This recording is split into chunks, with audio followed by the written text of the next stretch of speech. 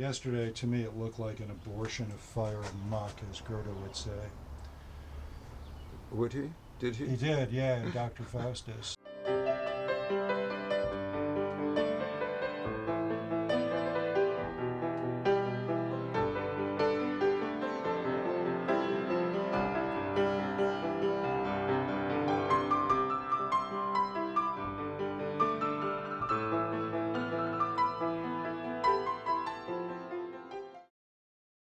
What you see here in the show is work from the last 4 years. Well, most of it's the last 2.5 years. Or to put it another way, the last 2 weeks. Yeah. No, I mean, there's, you know, the thing is, people ask, is it new work? And for me, you know, having spent my life writing poetry and having worked on a poem for 17.5 years, for me, the concept of new is rather extended, and what it means to me is what engages me, what is problematic, what do I have to deal with, what has to go somewhere else, and I haven't figured it out yet. Yeah. So I call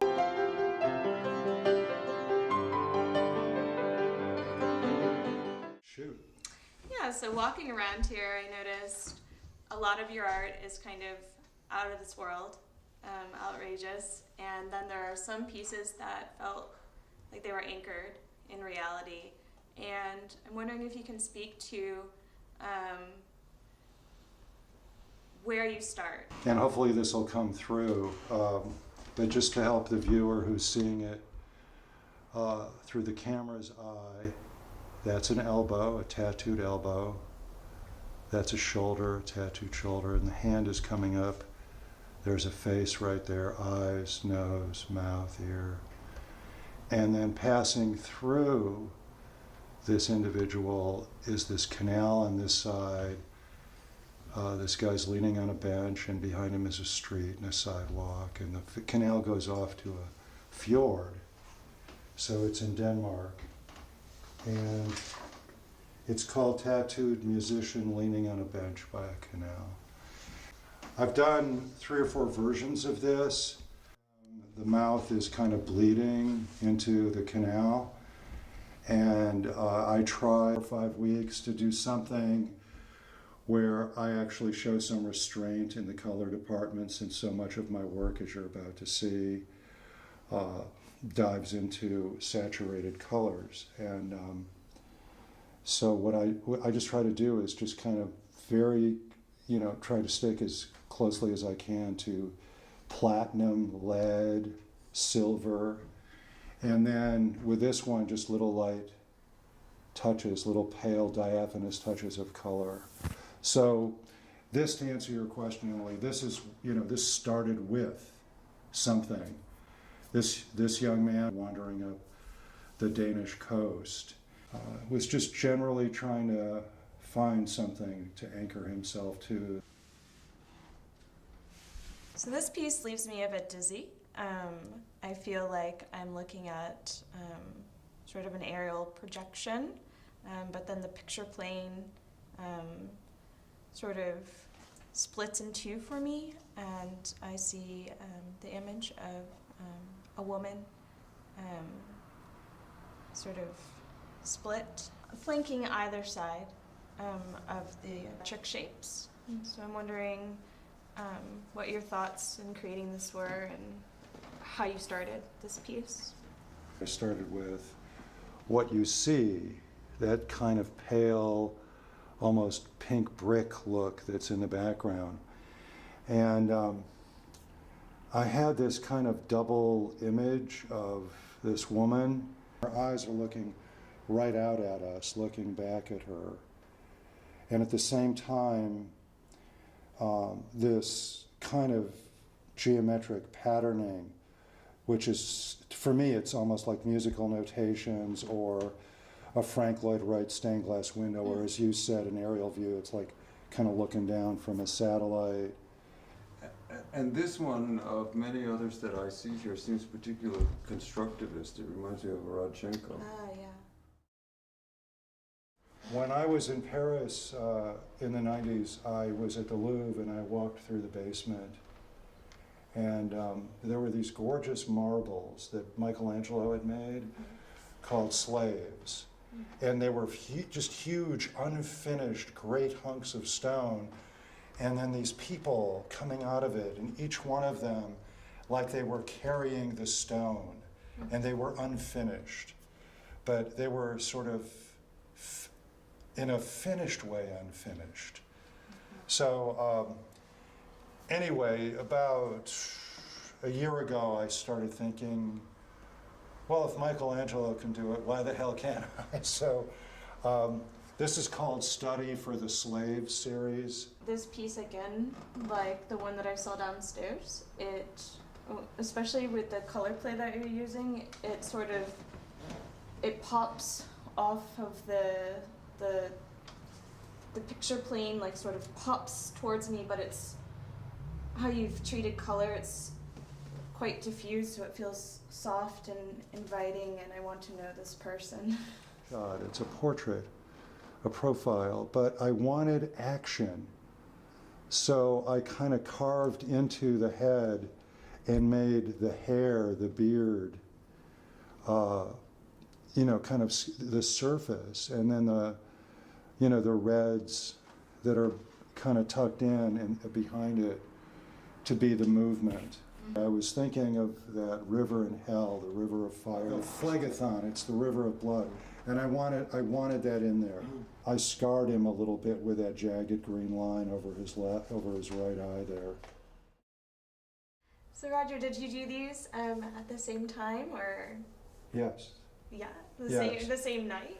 Yeah, actually the same night. And there's another piece that I printed out. This is on a metallic pearl paper, and there's one downstairs that's on a kind of muted luster gold paper that is the third piece of this. But it had to be by itself because it's its own thing. But these two kind of went together. And I was sitting on the couch and I looked to my left, and this young woman was sleeping. And I thought that pillow was so interesting. So it didn't, the different colors, of course, and all like that. I was all different. And then this young man was sitting in front of me in a chair, a kitchen chair. And he was watching a basketball game while she was sleeping. This is Orpheus and Eurydice. My models are Kate, my wife, and me. And we are lying on a bed in a suite in an ex-Soviet detention center in Prague. For me, it's the marine wash, the oceanic stuff, and then the kind of fertile greens, and of course the red. Yeah. There's like an electricity when they touch, where they touch. Yeah. In her eyes. That's called 4 days of walking into and out of a body. I think it's a piece that I'll probably be working on in some ways the rest of my life. I've got about 35, 40 different versions of it. This is the one I felt really spoke to what I hoped that it would be. So I'm curious, this woman looks really strong and powerful and assured, and I'm wondering who she is and what's her story. Yeah, I see her as strong and at the same time skeletal, at the same time troubled and struggling, and that's what I was sort of beating myself up about through the ways that I stage managed it. And this is called Study for a Torn Woman Weaving a Basket Around Herself. And I guess it's all about predicament, those moments when the world imposes itself on us and we try to struggle with it and manage it as it kind of guts us, and so we withdraw, and at the same time we advance. But seriously, I think you nailed it. It's just even somebody who's strong and capable of ingenuity, of creating her or his own enclosure, his or her own sanctuary, has a hard time. Nobody has an easy time. Only in Us magazine. So the one that you're looking directly at is about 3 years old, and it's called Self-Portrait with My Son Jonah Being Born Out of My Left Ear. And what I was up to, I just wanted to bring in some clouds, some foliage, some movement, some fertility, and then that kind of explosive birth thing. So, it's about imagination, inspiration. It's about my connection with him. The one to the left of it, this is called Musician at Rest. One of the things that got me going on Musician at Rest was Van Gogh's painting, the Zouave. He's got 2 or 3 or 4 of them, but there's a particular one where you can see the guy's legs and his face and his arms and the room around him and the cracked wall. And so, Van Gogh was like the impasto painter. Everything was thick and, kind of volcanic and gooey. And so this fellow here, who happens to be my son Jonah over there, you'll recognize maybe from that profile we looked at earlier where I referred to him as the young man. And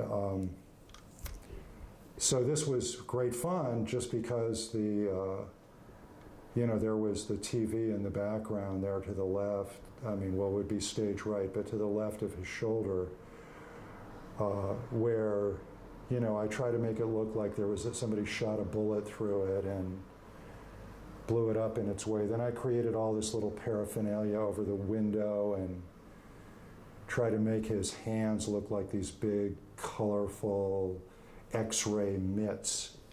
The same with his cup of coffee, I guess that was.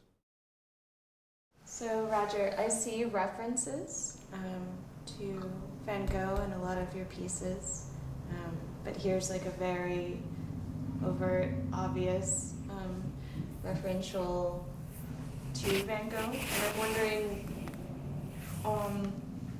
what, in the timeline of your work, when this was made, and how he has influenced you both as an artist but also in your making and materiality, since he was very much a painter. Yeah. What brought me to this piece was Jean Cocteau. Last winter, in January, I ran across Cocteau's homage to Van Gogh's self-portrait. This is called Weingarten's homage to Cocteau's homage to Van Gogh's homage to himself.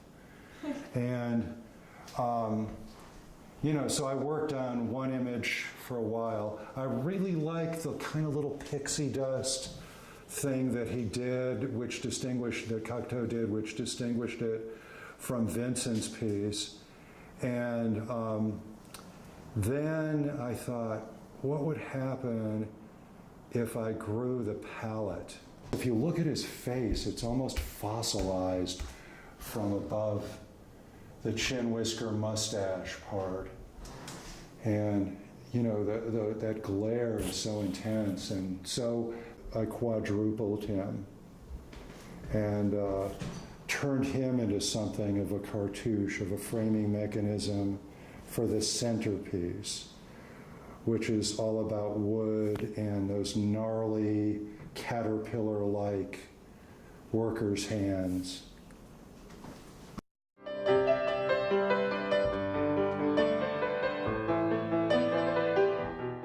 I'm the director of the art Arts Center. My name is Irene Facciolo, and I happened across Roger when he was hanging his art, and I was immediately taken by the colors and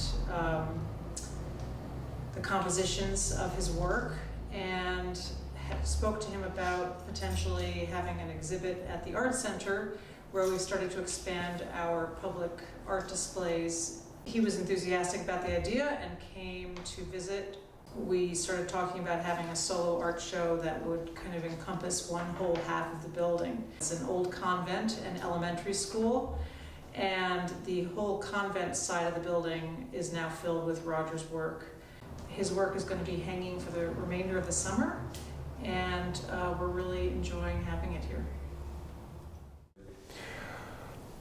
This wall is known affectionately at the Center for Arts and Learning as the Wall of Trump, and you'll see why in a moment.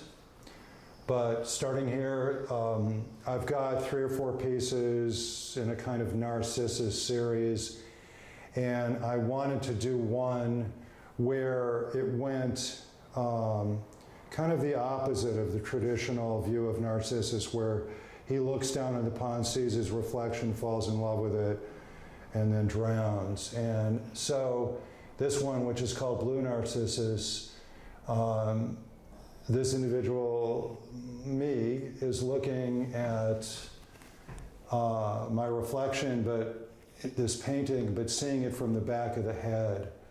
So I just thought of it as, you know, a different way of, you know, sort of penetrating the interior, of looking at, you know, how we see ourselves, how we feel about ourselves, and what we're curious about. And one of the things we can't do is look at the back of our own heads. So I thought, okay, I'm going to do it. Okay, so now we're going to get to this Trump stuff. Last summer, 2015, when Trump announced that he was going to run for president, needless to say, like most people that I know, you know, it was just gross, the idea of it. And then I thought about it for a minute, and I remembered back in the late 80s, there was this amazing show in Washington, D.C. that became notorious, because of Robert Mapplethorpe's photographs, but also because of one particular photograph by the marvelous photographer Andres Serrano. And he had a piece that was basically a glass of urine with a crucifix in it called Piss Christ. And unfortunately, you know, the sort of subject became, or fortunately, because he got pretty famous because of it, the subject became, took over from the quality of the piece. And then later, when it became available, I bought the book Holy Works, and that piece is in the book, and it's gorgeous, it's beautiful. But all I could think about was that title, and I was going, Piss Christ, Piss Trump. And then I thought, okay, I've got it. And it gave me a context to kind of approach what I wanted to do. I'm not normally a politically driven artist or poet, though sometimes. And in any case, here is, we're going to go backwards in time here. This is one of the more recent ones I did. I worked on this last month and the month before.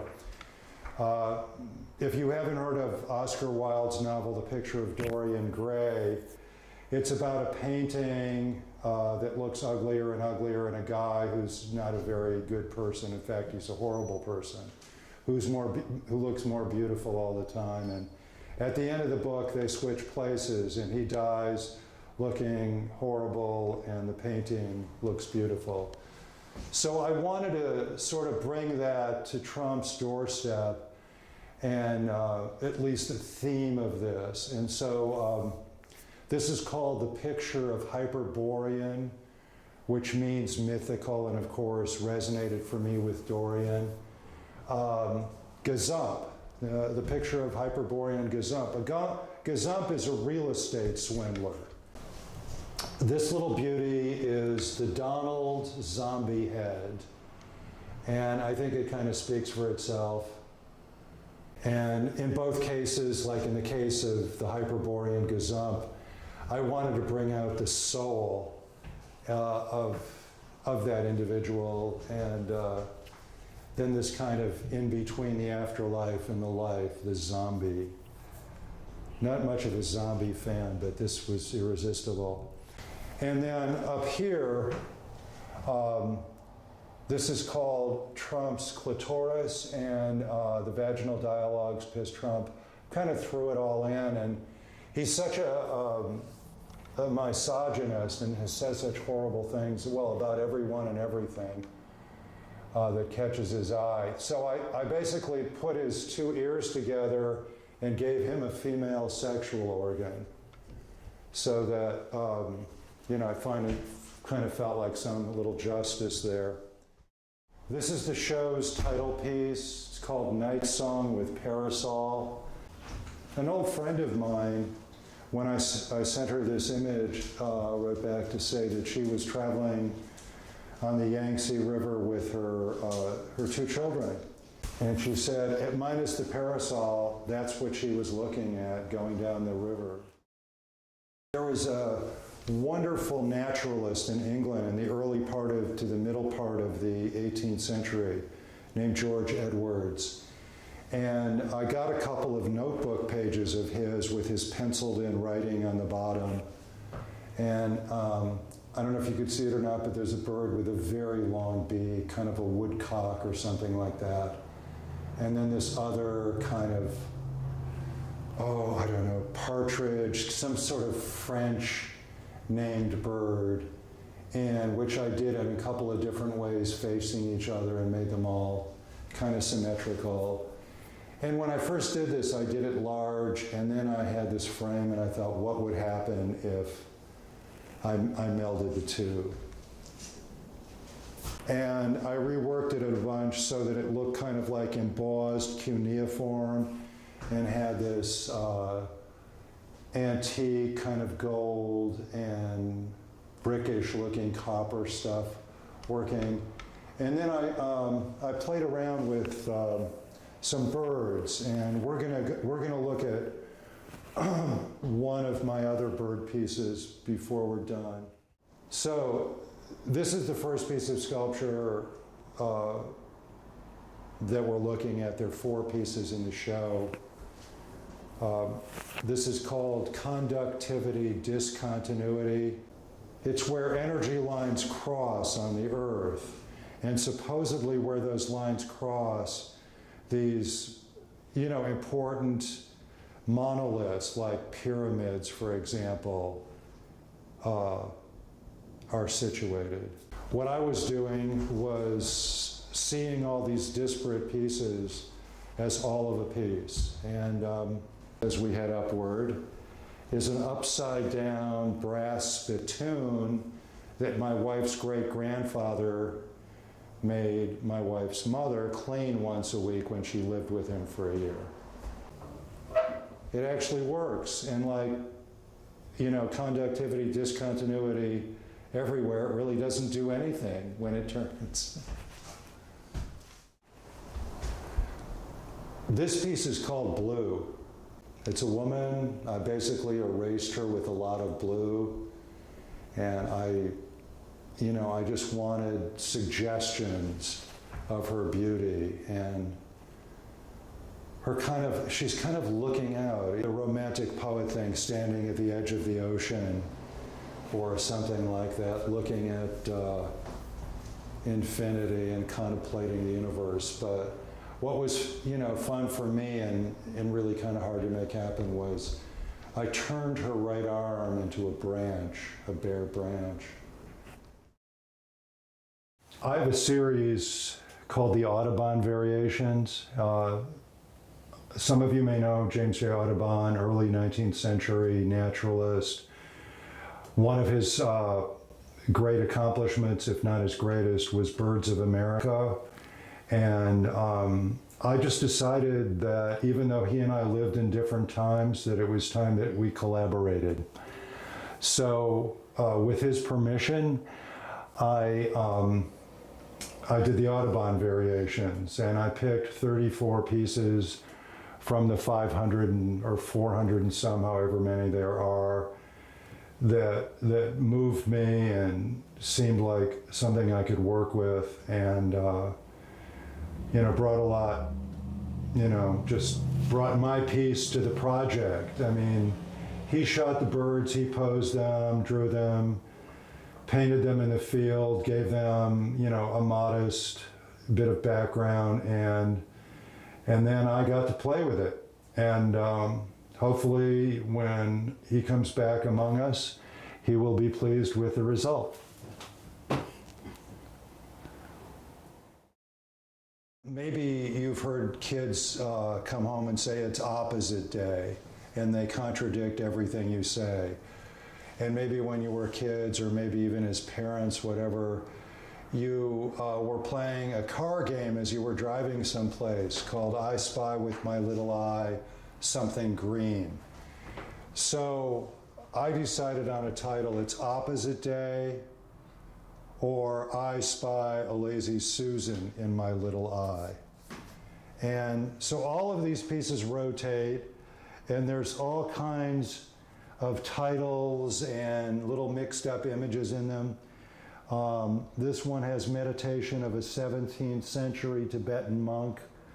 Table on wheels around magically right before your very eyes. And this is another version, a Roger Weingarten demo. So last fall I got sick of my name, and I started looking for pseudonyms, and I remembered the Renaissance Dutch painter Roger Weingarten, which kind of sounded like my name. So then I stuck the word demo at the end of it, kind of make it, funky America.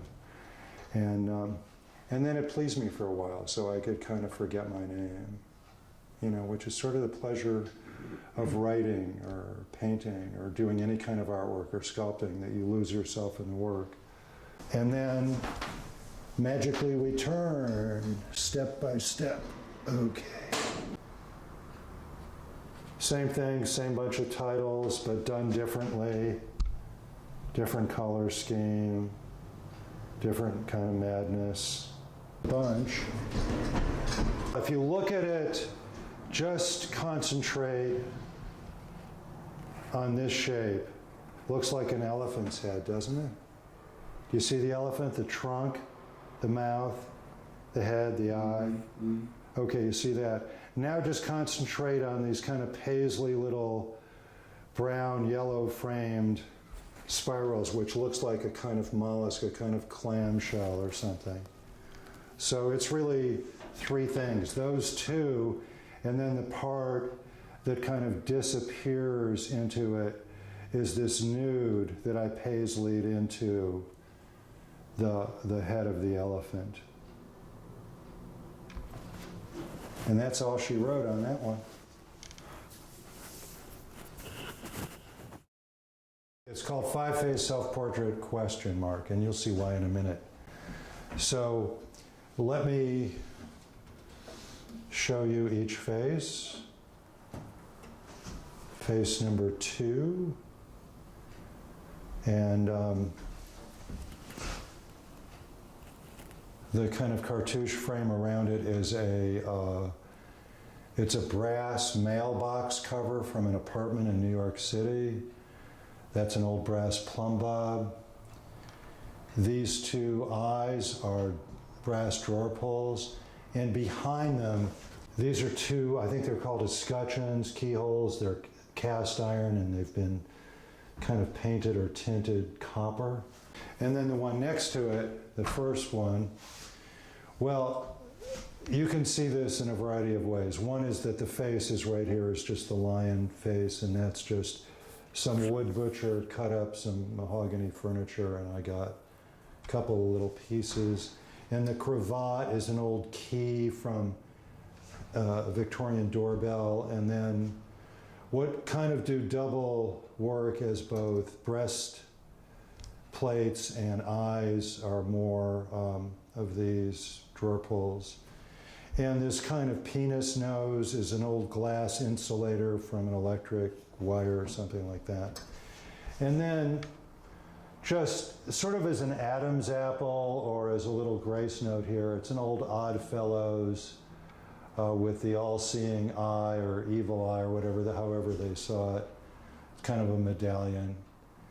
And then this kind of Martian-looking touch on top of this one is from an old stereopticon. In this one, you'll never guess what it is a cast iron and oak bunghole cutter.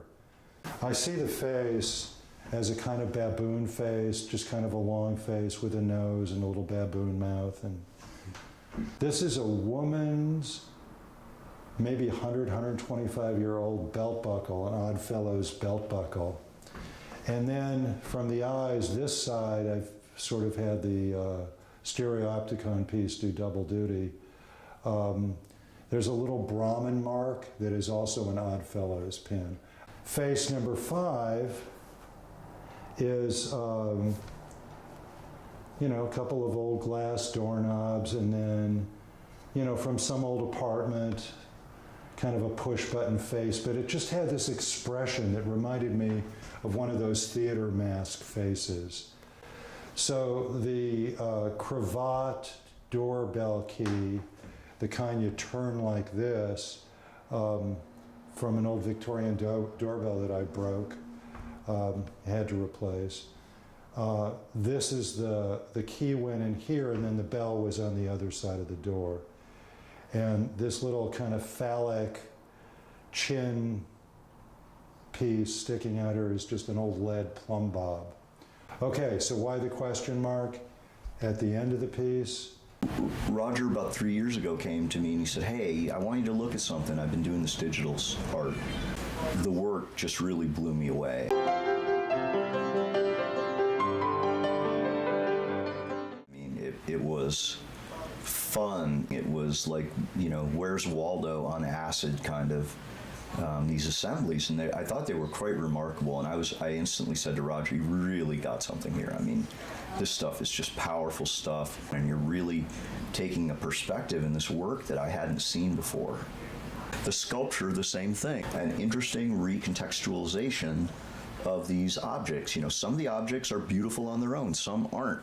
But the net effect is this kind of challenging, compelling beauty that's created when Roger puts all these, these objects together. And I think it's really, it's worth your time. This is called the Great Sphinx of Montpelier. This has kind of been in the works for me for about a year, as I had a kind of vision of where I wanted to go with it, that I kept putting aside as the objects that I wanted to bring together into the sculpture came together. The one on the left is called Torn Woman Weaving a Basket Around Herself. The one that's up on top, the oblong one, is called Tea Party in Hell. There are two images of faces that seem like abstract, fossilized things that are all of a piece. The centerpiece is both chinoiserie and biological. In biology, when a cell splits, you can see in the center there's a line there, the piece before they divide in two, and that's called cleavage fulcrum, which is the name of the piece.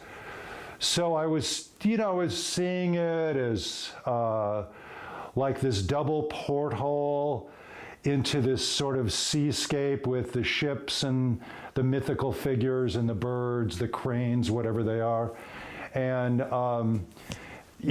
so it's both optical and at the same time, I was seeing it in a sort of breast-like way, a brassiere-like way, both. So thus cleavage, fulcrum. And these two cutie pies on the right here are two skeletons. It's called Paso Doble, which is a Latin dance, a two-step. And they're kind of smooching and dancing is how I was seeing that. So for me, they're all separate. These three pieces are a triptych. The umbrella title is Welcome to the Weingarten Museum of Victorian and Ancient Archaeology. I was interested in seeing what would happen if I took something very prehistoric, fossilized, dinosaur-like, and brought it together with some late 19th century European pornography. And on the right is sort of the main gallery piece. In the center is the very dark piece, Night Vision, which probably needs to be a lot better lit than it is here. And the one on the left is called Punjab at the Punjab. And the three of them sort of comprised, in my mind, what I meant.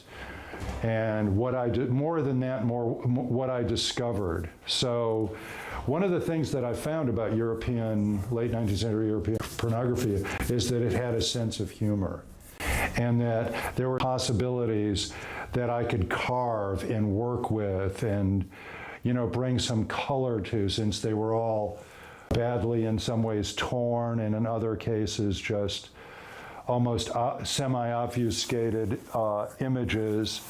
And some of them were quite exotic in the positions adopted, and some of them pretty tame. But let's just look at this fossil right here. And in this fossil, if you look at it sideways, there are two women. They are undressed.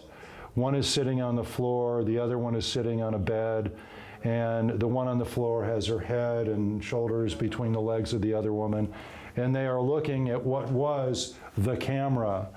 And so what I did and what I saw here was that if I scraped away, I had something that looked skeletal, and that I could bring a little life to the fossil in the center.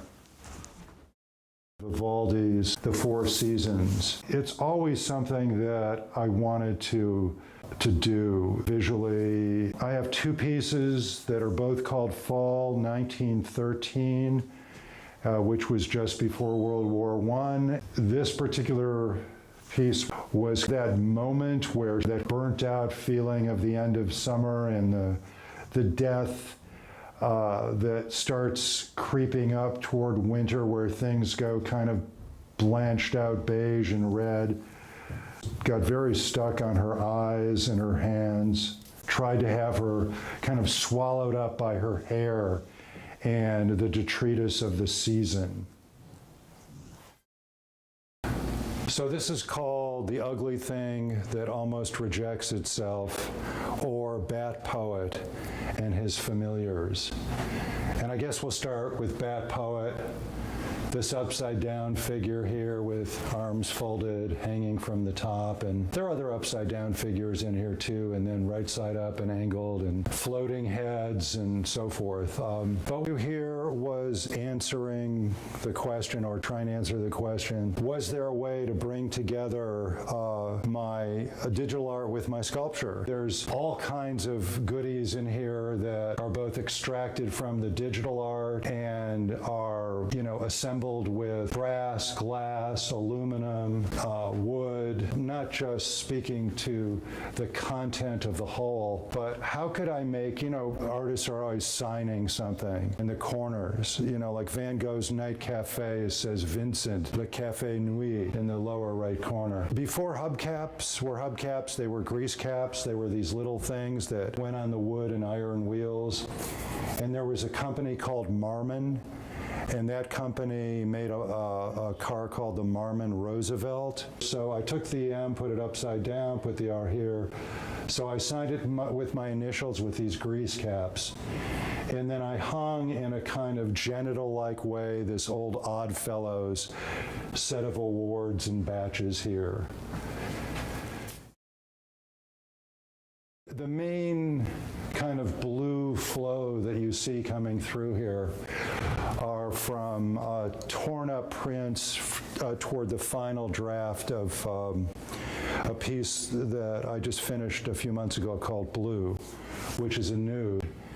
And so it kind of flows all through the thing. And here's her nose up in here, and bodily parts up in there, and probably a breast or a sleeve in there. And then I've got, she's double-headed up in here, but there's an unfortunate shadow, like a veil that crosses that in this particular setting. I'm pretty certain that I'm not done with this. It's finding these images and recontextualizing them in an extremely interesting way. And it's not easy. It's not easy art. It's not a simple picture. It's work to read it. It's work to interpret it. But it's fun work, and it's good work, and it's rewarding.